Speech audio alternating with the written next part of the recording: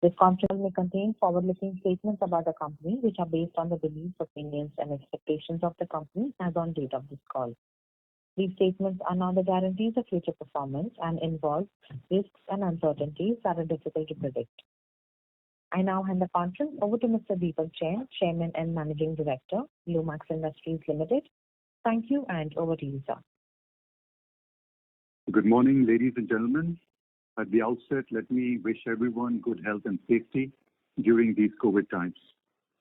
A very warm welcome to the Q4 FY21 earnings calls of Lumax Industries Limited. Along with me on this call, I have the Lumax management team as Mr. Anmol Jain, Joint Managing Director, Mr. Vineet Sahni, Senior Executive Director and CEO, Mr. Naval Khanna, Executive Director of Lumax Management Services, and from the finance team, Mr. Sanjay Mehta, Group CFO, Mr. Shrutikant, CFO, as well as Mr. Ankit Thakral. We also do have Ms. Priyanka Sharma, Head Corporate Communication and SGA Investor Relations Advisor. The result and the investor presentations are uploaded on the stock exchange and company website, and I hope everybody has had a chance to look at it. Before we start with discussion on the financial performance of the company, I would like to share a few highlights of the automobile industry. Each segment of the auto industry faced headwinds during the year. Leading OEMs had to put their operations on hold multiple times during the year. Due to the nationwide lockdown, there is negligible sales in quarter one.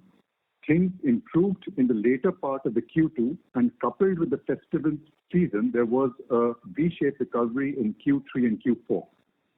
The situation started seeming better from the start of the calendar year 2021, and by the time it reached starting of the fiscal 2022, within 3 months, it again started looking gloomy. As per ACMA, which is the Auto Component Manufacturing Association, the industry is expected to show degrowth of 10% in FY21, which is better than the auto companies. Demand has been muted due to the outbreak of the virus again. Logistic constraints have also intensified as a result of the regional lockdown during the past 2 months. We, however, strongly believe that as lockdown opens, there will be pent-up demand which will augur well for the auto industry. I would now like to briefly give you an overview of our business at Lumax Industries. Our company is engaged in production and delivery of automotive lighting solutions to two-wheeler, passenger vehicles, farm equipment segment, and commercial vehicle segment, and we are the preferred supplier to OEMs in India and continue to be the market leaders. The new product launches during the quarter have been as follows. In the passenger vehicle segment, we have had Mahindra XUV 300 and Maruti Suzuki for the YT3 export model. In the two-wheeler segment, we had TVS NTORQ giving our products. The company won the prestigious Gold Award for also the best annual report for the League of American Communication Professionals for the excellence within its industry for the financial year 1920, and the Haridwar plant of the company won the Gold Award in the 10th convention of the HCQCC competition. I would also now like to share some measures that the company has taken to deal with the corona pandemic. For us, the employee health and safety are of utmost priority. Lumax TK Jain Group set up quarantine centers at all its plant locations, fully equipped with oxygen centers and basic medical needs, having a doctor on board and providing exclusive 24/7 assistance besides ambulance services to its employees and their family members. They have also kick-started the COVID-19 vaccination drive back in April 2021 at a corporate office and at the Manesar, Daruhera, Gurgaon plants, and over 300 vaccinations the first camp were done. The second camp was recently held where we have vaccinated over 400 people. We have a plan for full vaccination as per availability of all eligible employees and the family members as a responsible corporate. Now, I would like to hand over the line to Mr. Sanjay Mehta, Group CFO, to update you on the financial performance of the company. Thank you. Good morning to everyone. I will just update on the operational and financial performance of the company for FY21. The share of LED lighting stands at 34% of our total revenue, and that of conventional lighting stands at 66% during financial year 21. The product mix for FY21 as a percentage of total revenue is 66% as front lighting, 25% rear lighting, and 9% others. The segment mix for FY21 as a percentage of total revenue is 62% passenger vehicles, 32% two-wheelers, and 6% commercial vehicles. SL Lumax, we are consolidating SL Lumax, we are holding a 21.28% of equity in that company. That company has reached a turnover of 1,477 crores in FY21, and the Hyundai and Kia are the key customers of SL Lumax. Now I will just highlight the Q4 and FY21 consolidated performance. The revenue stood at 504 crores for Q4 FY21 as against 387 crores Q4 last year, up by 30%. For FY21, the revenue stands at 1,426 crores as against 1,602 crores in FY20, down by 11%, mainly due to nationwide lockdown in Q1 FY21. Excluding mold sales, the revenue for Q4 stood at rupees 490 crores as compared to 334 crores in Q4 FY20, up by 47% as against industry growth of 27%. The manufacturing revenue for FY21 stood at rupees 1,375 crores as against 1,471 crores last year, down by 7% against the industry regrowth of 14%. The company reported consolidated EBITDA of rupees 65 crores in Q4 as against 38 crores in the corresponding Q4 FY20, up by 73%. The growth was high due to one-time impact of subsidy income amounting to rupees 12 crores in the Q4 FY21 due to sanctioning of a scheme from the government for a period of 10 years effective from July 19. For FY21, the company reported consolidated EBITDA of rupees 125 crores as against 165 crores in FY20, down by 25%. EBITDA margin for Q4 excluding subsidy income stood at 10.6% as against 9.7% for Q4 FY20, up by 90 basis. The margin for FY20 stood at 8.7% as against 10.3% for FY20. Profit after tax and share of associates stood at rupees 23 crores in Q4 as against 16 crores in Q4 last year, up by 39%. For FY21, the same stood at 18 crores as against 72 crores in FY20.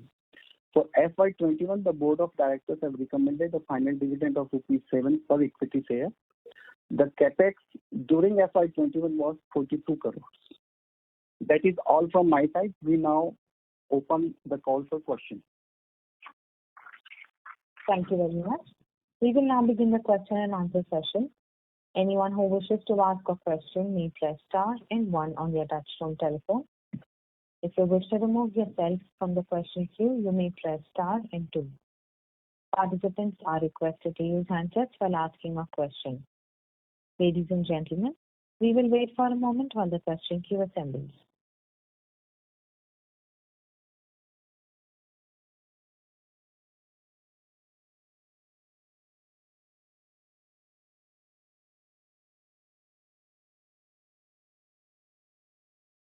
The first question is from the line of Pritesh Chheda from Lucky Investment. Please go ahead. Yeah, sir. So my question is, one, on the margin side, so we had this aspiration to take the margin higher, let's say upwards of 10% in the past calls that we have discussed. Where are we on that journey? I think it was about 12% if I'm not mistaken. So where are we on that journey? Second, you mentioned that the SL Lumax business was about 1,400 crores, right? If I'm not, and the corresponding profits that we are showing as a share of JV is a fairly small number. So any comments there? And my third question is, we've added about 400 crore of gross block in the last 5-6 years. Our revenues are where they are at about 1,400 crore odd revenue.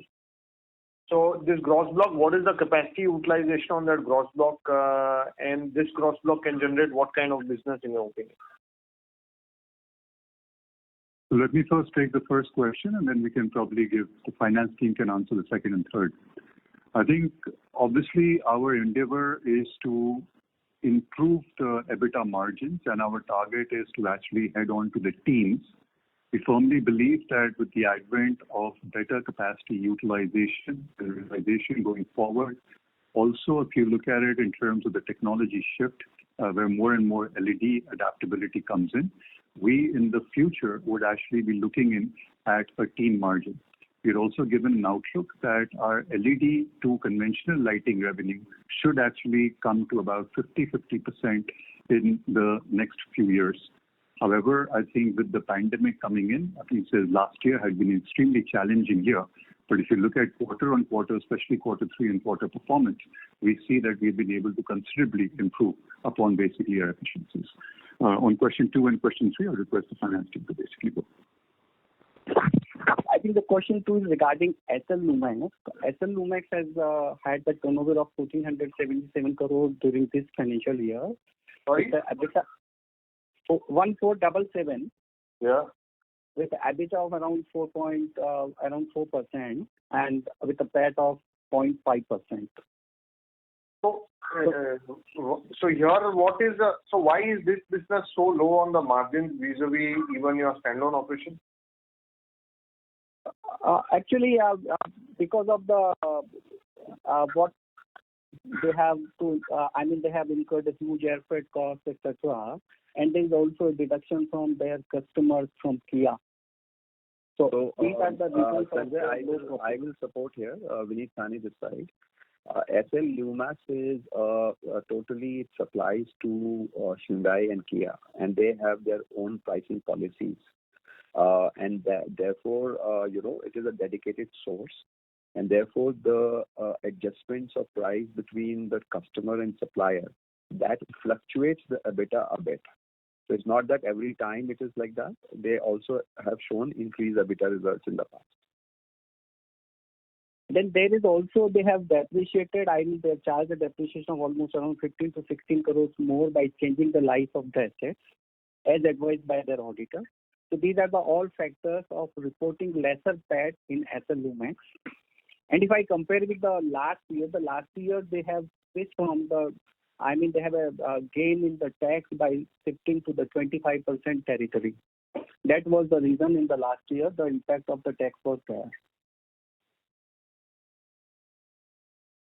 Can you tell what should be a more realistic PAT margin for this business?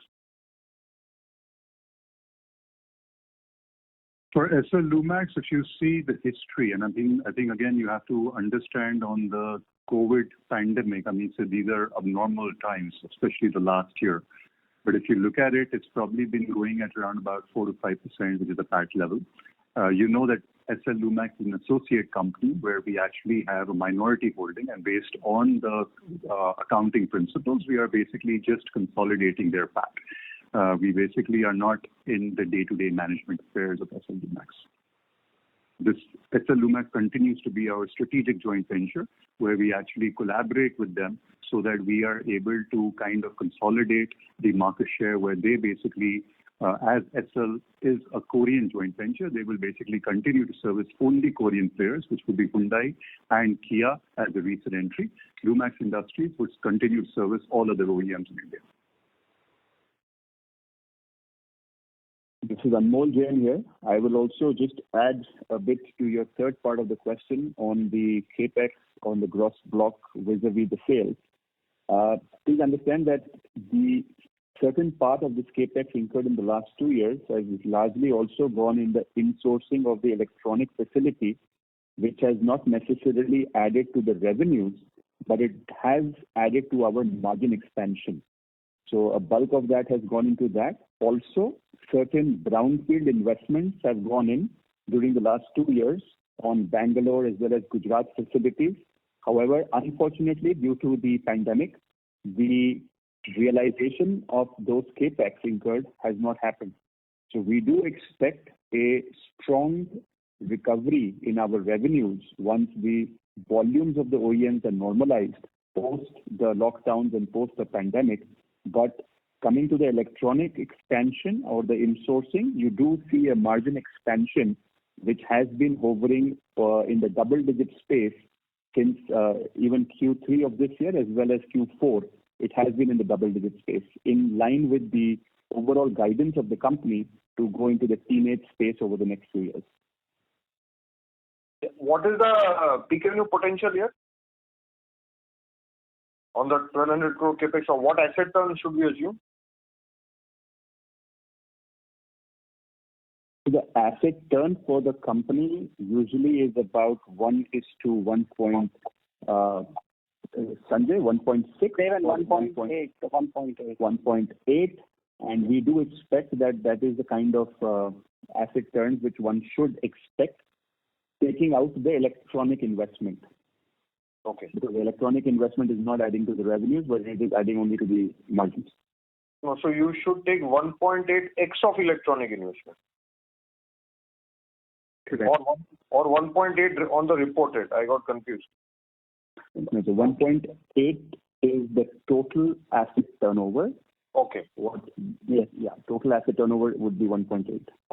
And so lastly, any market share changes in your key client and any market share change in the PV space, if any, you want to highlight?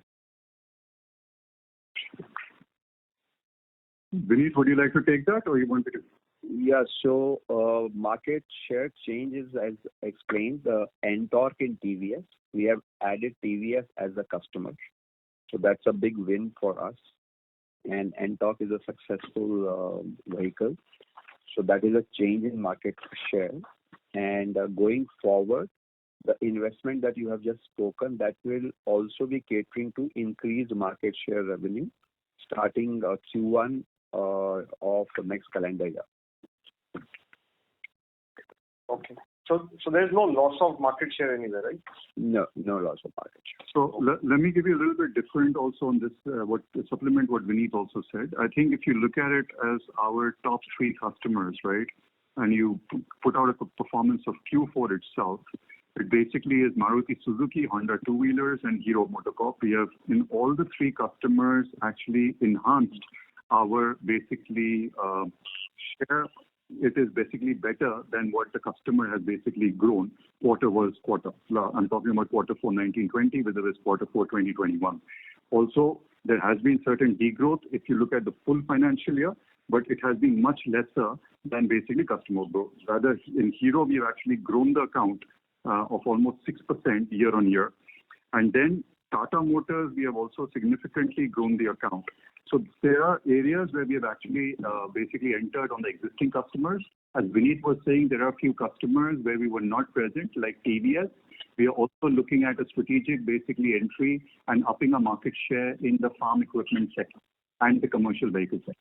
So over and over, it's not a loss of market share. We are maintaining wherever we have high market shares, and we continue to penetrate in certain key customers going forward as well. Thank you and all the best. Thank you. Thank you. The next question is from the line of Ashutosh Tiwari from Equirus Securities. Please go ahead. Yeah, hi.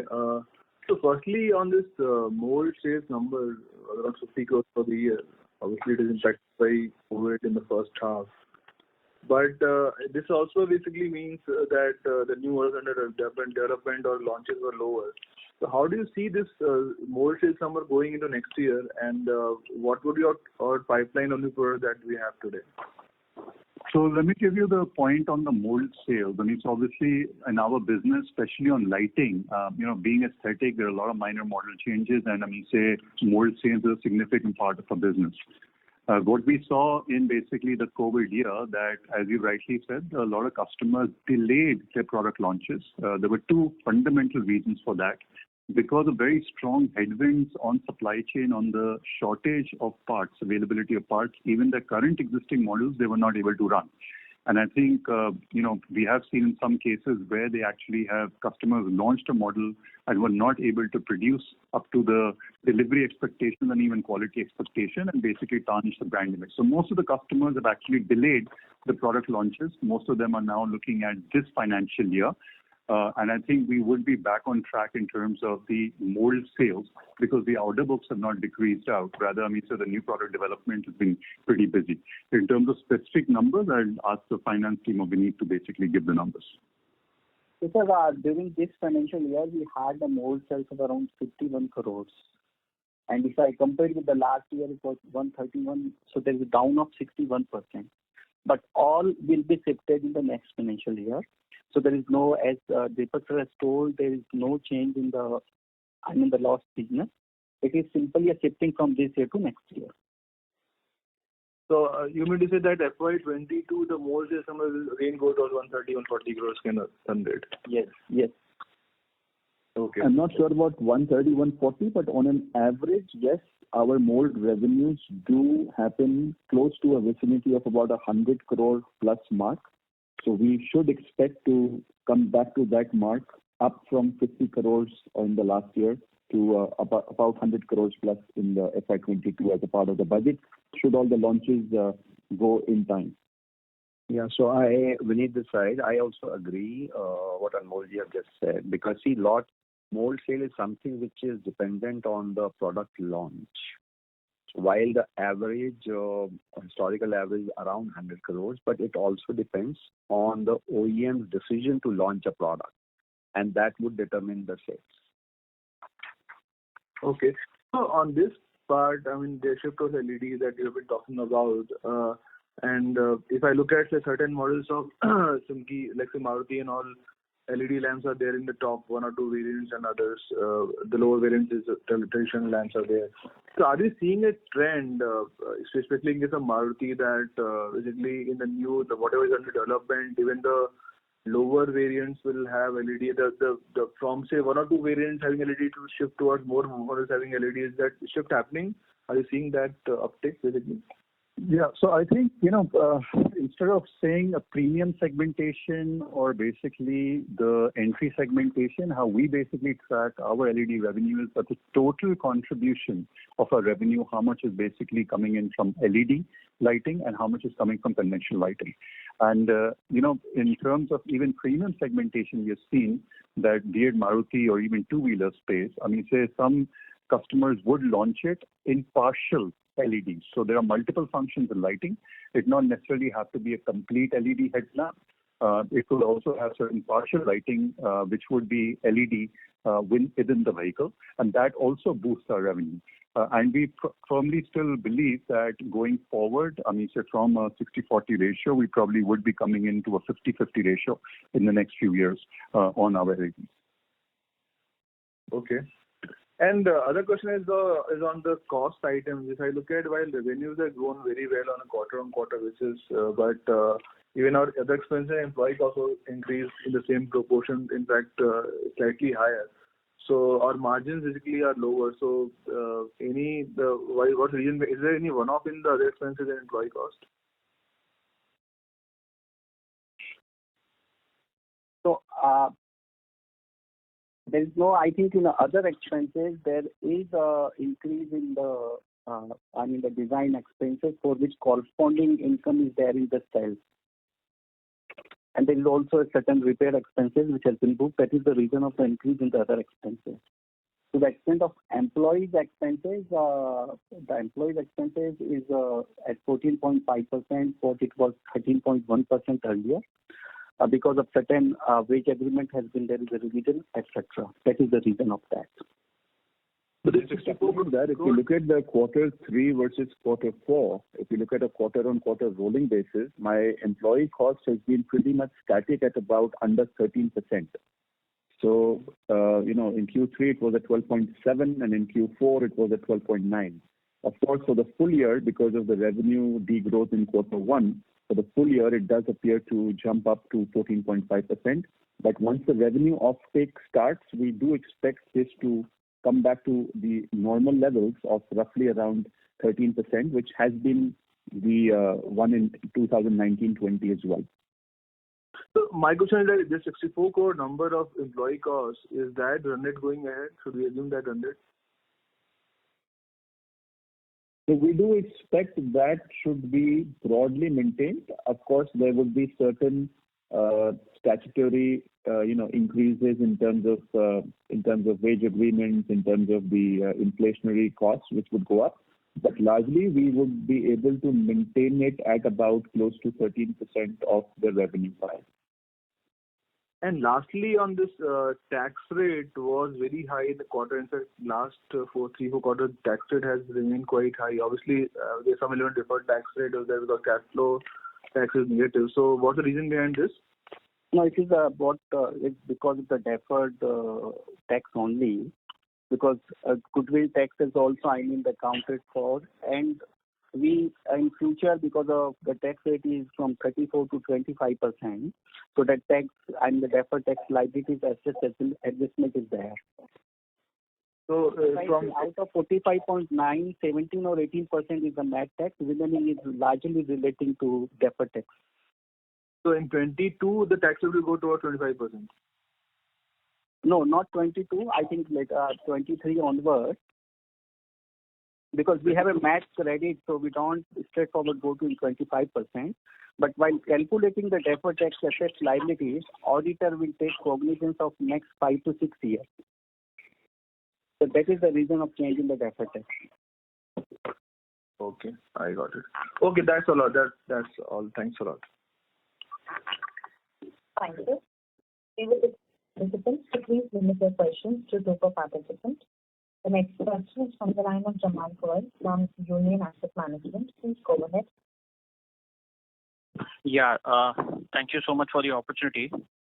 Sir, I had a few questions. Firstly, just a clarification on the balance sheet. Now, if I were to look at past few years, and this is specifically on working capital. So if you look at the last 5-6 years, our inventory days have almost doubled. Okay, and so just wanted to know what has led to this trend, and what gives us the confidence that this will be corrected going forward. That is my first question. The second question is on I just missed out on your I'm not sure if you've highlighted this because I joined the call a bit late. But if you could just give me what is the breakup of other income this quarter, because it is on slightly higher side. And going forward, given the fact that you are guiding for maybe a higher mold sales, and mold sales typically have lower margins. So when you talk about sort of 13 early teen sort of margin, is this assumption baked into that estimate? These are my 3 questions. Thank you. So let me just answer your first and third, and then the finance team can supplement another. I mean, so obviously when I'm looking at basically improving production efficiencies, better capitalized utilization, so that we are able to get and manage basically our team's EBITDAs. Obviously, AMESA mold sales would come in, and mold sales also have been improving basically the margins, what we basically get on the mold sales. On the first, I think you're right, inventory levels have substantially increased, and the reason is basically COVID. Supply chains have been pretty fragmented, and especially our tier 2, tier 3, we had to basically carry on more inventory, both finished goods as well as basically stock. So I think that's what it has been, because the first priority was that with this whole open and closed kind of scenario, multiple risks playing in terms of logistics, we needed to protect our customer lines.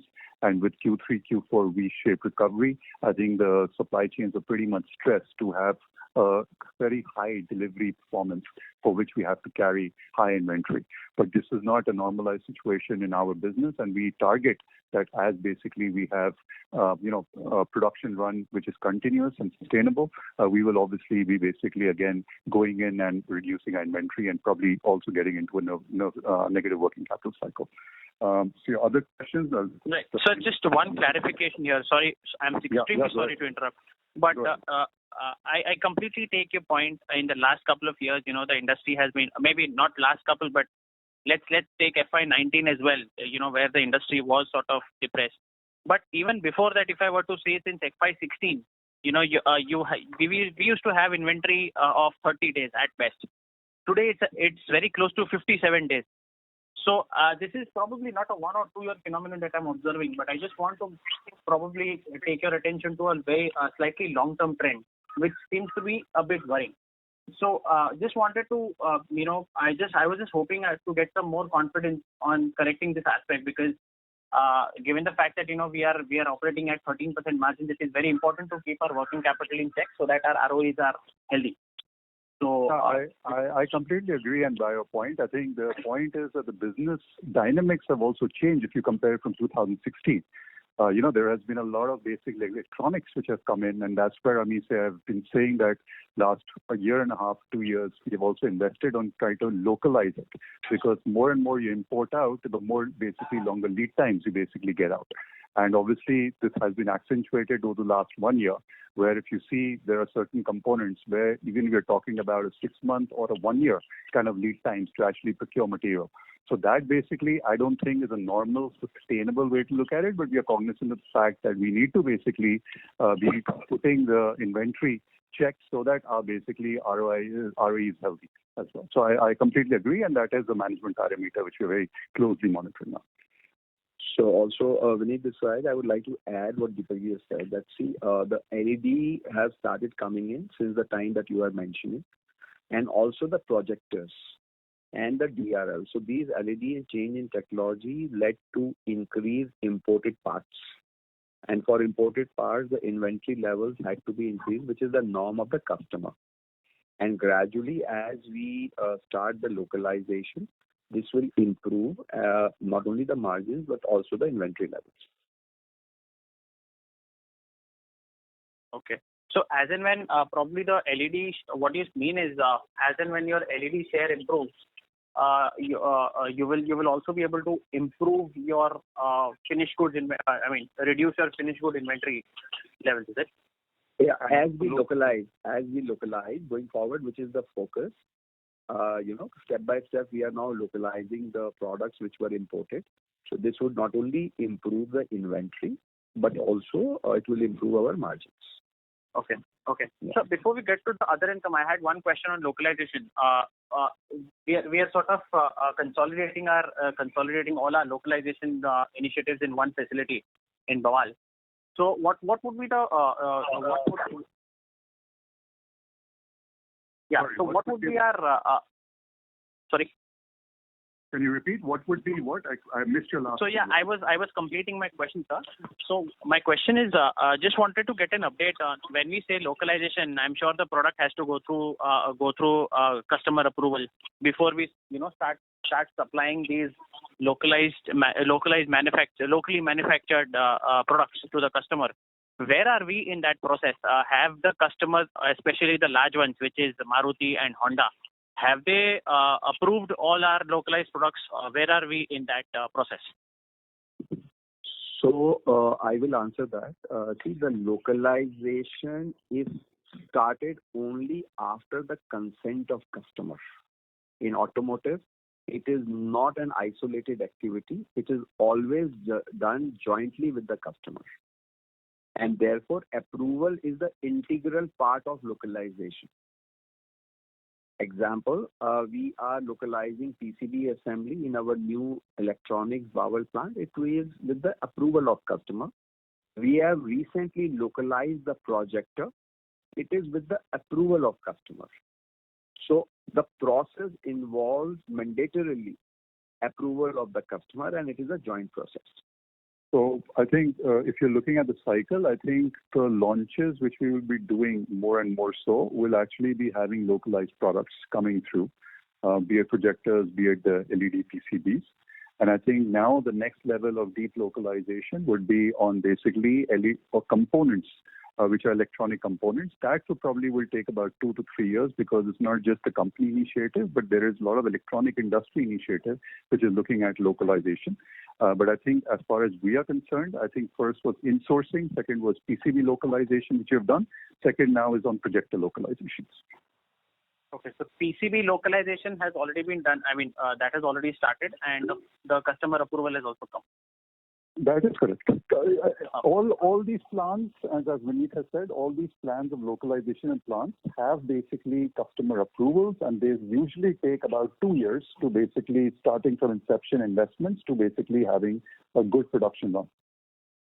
Okay, so when you say 2 years, then we should see some material improvement, or we should see an positive impact on your numbers by FY23. And you have been seeing it. Yeah, and you've been seeing it also over the last 1 year or so. on when we started the insourcing. That was also, if you saw, I mean, so we basically went from 8.5 to 10%. That was one. So that would be the next level of basically impact. And hence we're pretty confident to achieve those team levels. We also understand in last 1 year, there has been quite steep escalation on raw material prices, commodity prices. And obviously, I mean, say there could be certain impact on margins because of that. But I think, again, because of our contracts with the customers, we also would be negotiating with them to basically try and get, the raw material prices. Fair enough, sir. I have a few follow-ups still on the working capital, but I'll take it offline. Thank you. Thanks a lot. Thank you. The next question is from the line of Abhishek Jain from Dolat Capital. Please go ahead. Thanks for taking my question. Sir, what sort of the benefit are you looking from the PLI schemes? What is your capex plan to capitalize the benefit of PLI? I think, Abhishek, it will be too early to basically talk about the PLI because currently we are still all waiting for details. There's a lot of basically chatter on what the PLI is. What my understanding of the PLI scheme is that now it has not just only looking at export threshold, we are looking mainly for the investment threshold and how much we'll be able to scale up, including domestic in this. But we will wait for the PLI schemes to be announced so that we can basically give you some estimate or a calculated estimate. Right now, it would be all speculation. Okay, sir. So are you eligible to apply in a PLI? As per our understanding, all companies would be eligible, but we still have to see what the filters would be. Okay. So my next question is related with your HBSC panel plan. So you are also looking to enter in this space. So what is the progress now, and what would be the opportunity size? Vineet, would you like to take that? Yes. So see, HVAC panel, currently we are starting in a step-by-step manner with one of the customers. And the start of production is in 22-23. And post that, we will be making an entry into other customer. The total market size of this is approximately 600 crore, the potential. However, already some of the players are existing in this area. So we will have to make a step-by-step entry into this. And post our first launch, we will be finalizing the strategy on our market share. So who are the key competitors in this area? We have Japanese companies already in India with local partners who are supplying these products to the customers. Okay. Sir, my last question is related with the share of LED that accounts for around 34%. So how is your share in the LED now for the two-wheelers, passenger vehicle and CVs separately?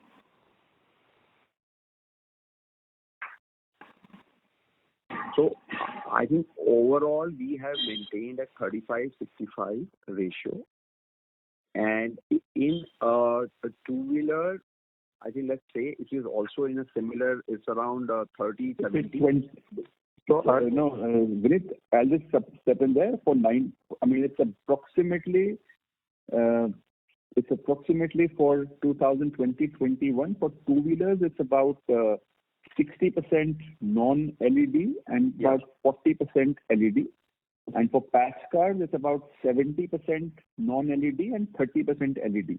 So we do see a higher penetration in the two-wheelers of LED.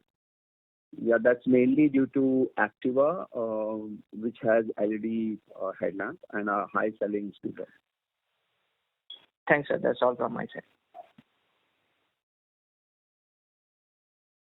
Thank you. A reminder to the participants, anyone who wishes to ask a question, may press star and 1 now. The next question is from the line of Hasmukh Gala from Finvest Advisors LLP. Please go ahead. Yeah. Hi, Deepak and Anmol. Thank you very much for giving me an opportunity to ask questions. And congratulations for really brave performance in Q4. Just a couple of questions from my side. Since we are facing a lot of flack because of the domestic auto industry is down, with the help of Stanley, can we push up our exports? like in 1,400 odd crore sales, how much would have been exports in FY21? So It is thank you. 38 crores, around 3%. Hello? Hazru Bhai, this is Deepak here. Thank you very much. Yes. Yeah, for the Deepak. question. So I think you're right. I mean, so I think, but we still remain focused on our basically relationship with Stanley for the domestic business in the Indian market, and we still feel that maybe for the last 2 years or maybe 2.5 years, the domestic market has not performed well, but outlook of the domestic market still seems very strong, and we can also have a feeler of that in the Q4, where the industry actually turned around, and basically we also have had a good performance, probably the highest performance in Q4 as a quarter basis. So I think going forward, I mean, say once the unlocking happens, the vaccination drives come in, we are pretty hopeful that there would be a lot more demand going forward with this. In terms of the export opportunities, I think first and focus with Stanley is to basically capture the domestic market. We still feel that there's a lot more potential where we can enhance certain single market shares on the domestic market. Of course, we keep on basically talking about where we can basically look and see and leverage our basically competencies and production. But I think honestly, last 3 years we've actually been able to just manage onto the domestic market per se, this thing. So I think going forward, I think we remain committed to the domestic market. In terms of export, I think if there is any opportunity in Stanley's global framework, we will basically comply to that aspect. Okay. My second question is, we were looking at introducing several new electronic products. So where do we stand on that with help from technology from Stanley? Yeah, so Stanley has a product which is HVAC, which is a HVAC panel. I think Vineet just mentioned that we've already received some orders. We will be basically doing the HVAC panel in 2023. Market size is almost about close to 600 crores on that. But this will be a new product line apart from lighting. So we've already secured one order, and we would be commissioning that. And based on that performance and the market, acceptance, we will basically continue to then further invest in localized HVAC. Okay. Now my accounting related, just two questions. How much effective tax rate we should consider for FY22? It is almost around 35% what we anticipate. Okay, in FY22. I'm talking about the deferred tax including. Right now in the including deferred. 46, yeah. Yeah, so including deferred tax, it should be around 35%. Yes. Okay. And how much capex are we planning to incur now in FY22? We are almost planning around 160 crores. 160? Yeah, new Sanat facility also. Mm-hmm. So which will be the major areas on which we will be spending this capex? So one is that new Sanat facility where we are putting a new plant. Almost around half of this capex goes to that. So company has orders to increase their market share from one of the major customers. Mm-hmm. And there are two customers where the start of production will happen in Q4 of this year, for which new facilities are being set up in Gujarat. Okay. So we are expanding in Gujarat to serve these new orders. Okay. So that is a major part of the capex. That's right. Yeah. Okay. And how are we going to fund it? Because we don't have very many liquid resources except about 9 crore of investment. So we will go for debt funding? Yeah, we are going for debt funding and we have tied up for the long-term loan also. Okay. What will be your overall view for FY22? Like, of course, current period looks very hazy, but do you think that from going ahead, July onward, you see some improvement? Very difficult, Asmal bhai, a $1 million question. But I think, if you see the company's confidence of investing, I think you can see that we are definitely very confident that the Indian market will grow. One lesson which I learned was that I think the industry, including us, were kind of, I was on the back foot when basically the H2 recovery started in Q3, Q4. So I think as an industry, we have lost a lot of vehicle sales because the supply chains were not ready. Lumax doesn't want to basically repeat that. We want to be proactive and invest. And we are pretty confident that we will probably continue to have a good year. At least as of now, the outlook remains positive. Okay. Thank you very much. Wish you all the best, Deepak. Thank you. Thank you. The next question is from the line of Anish Munka from JSP Investment. Please go ahead. Yeah, good afternoon, everyone. So my first question would be like, what's your current stance on mergers and acquisitions, like including deals across the border or domestic? Like, we are asking this question because we expect that there should be some consolidation given the pain the industry has gone through over the last 3 years. And this could also help us in like a better margin profile through backward or forward integration. So what's your, any color on that would be helpful. From Lumax Industries standpoint, I think right now we are not looking at any cross-border acquisitions because Stanley, basically we leverage Stanley's global network. In terms of, especially on production sites, we continue to grow our international presence on engineering centers. We already established 5 years ago a Taiwan engineering center, and now we have also doing so in basically Europe to counter and get more basically business developments there. However, we would and we are going to basically be actively looking out for any domestic, basically lighting related acquisitions. We will evaluate that if it makes business sense. More importantly, from customer point of view, we will evaluate at the right time. So my second question would be like, what are the first signs of inquiries from customers that OEMs are giving after the second lockdown has opened? Is there any changes in the production figures for the year FY22? As of now, there are no changes in FY22 production figures in annual basis for customers. Rather, if I were to look at only June-related production, June-related production is better than basically better numbers in terms of planning at least than it was in pre-COVID 2.0. So we are expecting a better basically month of June, and I think all customers would like to play catch up as long as demand suppression is not there. So like in a previous question, you mentioned that there was a problem like a shortage of parts which happened last year, due to which a lot of new customers weren't able to launch their new products. So is there any supply chain risks that as an investor we should track going forward, or as a management you are tracking internally that create such problems again?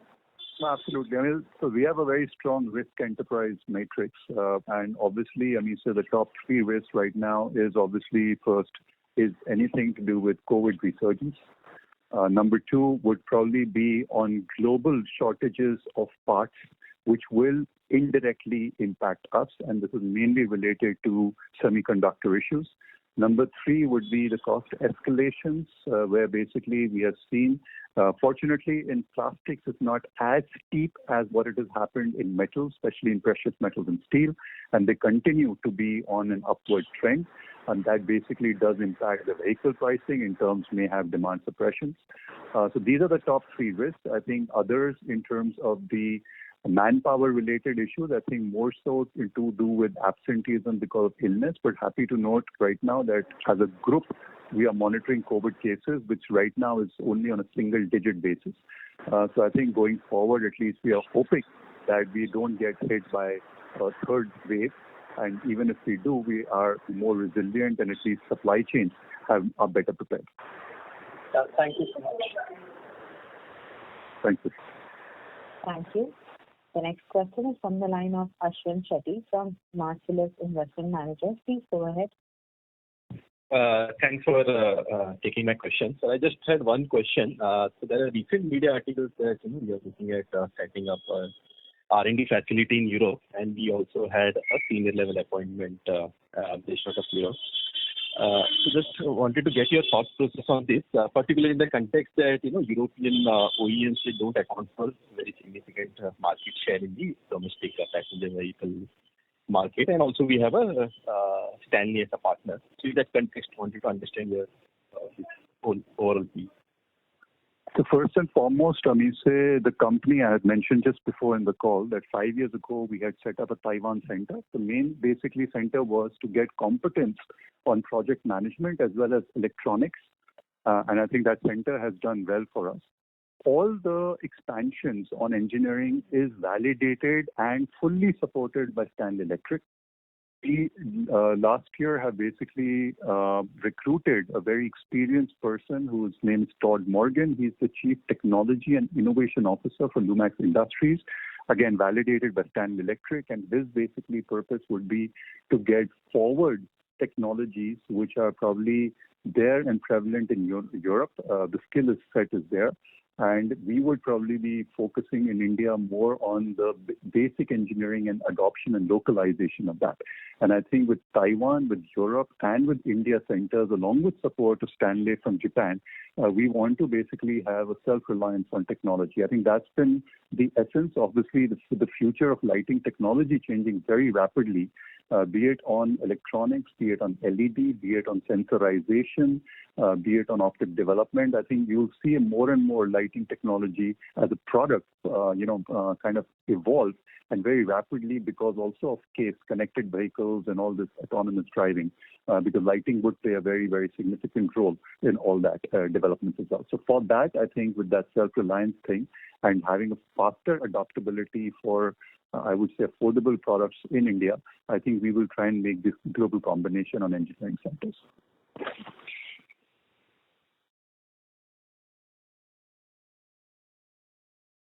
Thank you. A reminder to the participants, anyone who wishes to ask a question may press star and one now. The next question is from the line of Atul Prakash from Gupta Investments. Please go ahead. Hello. Hello, sir. First of all, congratulations on decent numbers. Sir, my first query is related to your capex plan. As per the media reports, it was 330 crores. There were two media reports, 80 crores and 250 crores of the Lumax, which will be going for the doing the capex. However, recently you tell it is 160 crores. So, number one on that, and what will be the funding mix for the date and the target date of completion, vis-a-vis how much sales growth will be from the capex. Second query is what is the CPLTD portion, the current portion for the long-term debt for the FY21. And the third question is, recently it was in the news that on 15th May, company pledged around 3.3 lakh shares. So why so? So I'm not sure where you're getting your media report. Number one, I think let's talk about what we want to do in Lumax Industries. So we'll give you the figures right now. Mehtaji, you can just again re-emphasize on basically this. 160 crores of CAPA for this year, and for that I think already explained previously. The major portion, almost around more than 50-60%, is for the new plant at Sanand. So that was the answer to your first question. Yeah, just to add, Sanjay, the media report said about Lumax Group, not about Lumax Industries. Yes. Then yes, please. And funding mix for 160 crore? Pardon? Funding mix. What will be the funding mix for the 160 crore? It will be around 50% with that long-term debt, and 50% would be around internal accruals. Okay. The second question was that FY21, I mean the current long-term, so there is a zero, nothing is there. In fact, we are not carrying right now any long-term debt in the balance sheet as on 31st March 2021. Okay. One thing you missed in the capex part, what will be the sales growth from this 160 crore? Actually, it includes the new plant for which I think already Mr. Sani has told it will come in Q4. So substantially from this new project, maybe not a substantial growth of sales, but other CAPA will be the maintenance CAPA and some balancing equipment in the some of the companies.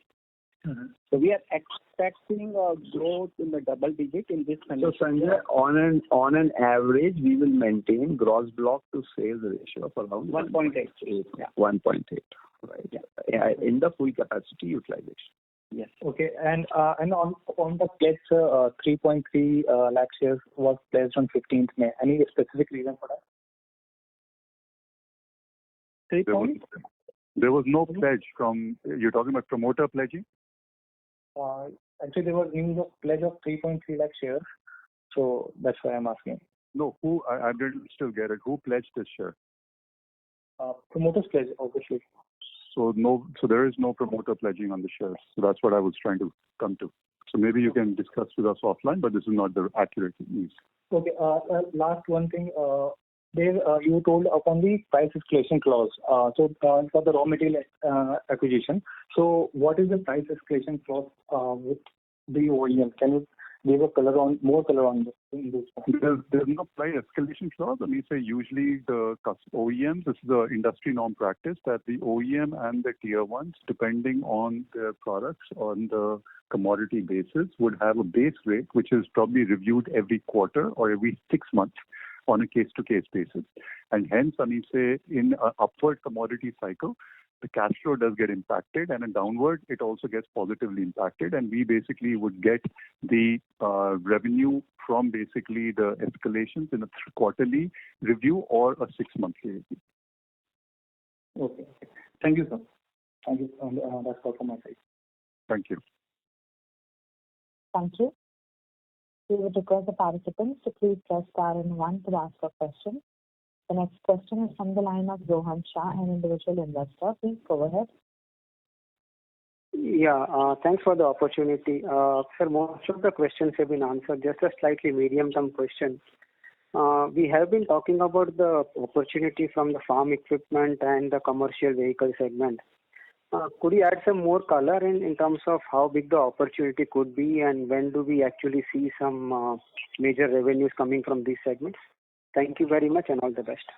Thank you. Vineet, would you like to take this? Yeah, sure. So, as explained, what we are doing is to bring a change in the farm equipment segment, where we are promoting the use of LED lighting, and Lumax is the first one to initiate that. And we are getting good traction from the market. So almost all customers have started adopting it. So it is not that this market is existing, we are creating this market. And we see a market potential of around 100 crores in the next 2 to 3 years for farm equipment sector, converting the existing technology into the LED technology. Okay. And anything on the commercial vehicle, sir? Yes, same is on the commercial. This commercial vehicles will also see the traction. Actually, commercial is very price sensitive at this moment in the current conditions. So there the change will be slow, but definitely it will happen in next 2 to 3 years. Sure. Thank you so much.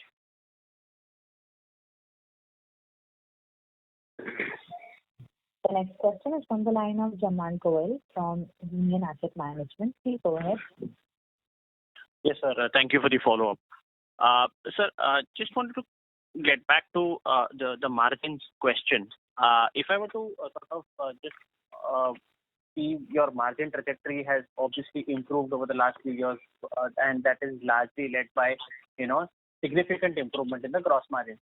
So out of this 250 to 300 basis point improvement in the gross margin that we've seen over the last couple of years, most of it would have come from this PCB insourcing, right, that we got from Lumax Autotech. If is it that we have some benefit of localization, or are we yet to see the full benefits of localization from here on? I think in 300 bits. Go ahead, Anmol.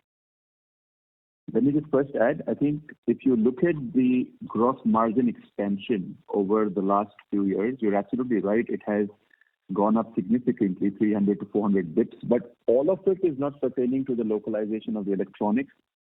There has been a lot of effort on the resourcing of raw materials and components. There also has been a tremendous focus on the pricing parity with our customers. With the technology shift, that has also in certain ways improved, which have also added to our gross margins expanding. So the localization impact of electronic PCB has already come into place in the last pretty much 2 years, give or take, because of the insourcing of Lumax Autotech to Lumax Industries. But again, as the capacities get fully utilized, we do expect a greater benefit to come into our gross margins in the subsequent quarters as well. So Yeah. So just to understand this better, you're saying that the insourcing of PCB from Lumax Autotech, those benefits have already come, whereas the benefits from the electronic localization, that is from your Bawal facility, that will come, those are yet to come in your margin. Am I understanding that right? Not entirety. The Bawal facility is primarily for the insourcing of the PCB. Again, it is a part of our long-term strategy of making critical parts in-house. However, this is phase one of localization. Apart from PCB, as Vineet had mentioned earlier onto the call, that there would be projectors which are also on the anvil of localization. So during the phase two localization, we do expect certain margin expansions to be created as well. Fair enough, sir. Thank you so much for the clarity. All the very best. Thank you. Thank you. That was the last question. I would now like to hand the conference over to Mr. Deepak Jain for closing comments. So thank you everyone for joining the call today. I would like to say that we remain confident on the growing prospects of India and the automobile and auto component industry. I hope we have been able to respond to your queries adequately, and for any other further information, request to get in touch with SGA Investor Relations Advisor. Stay safe and healthy. Thank you.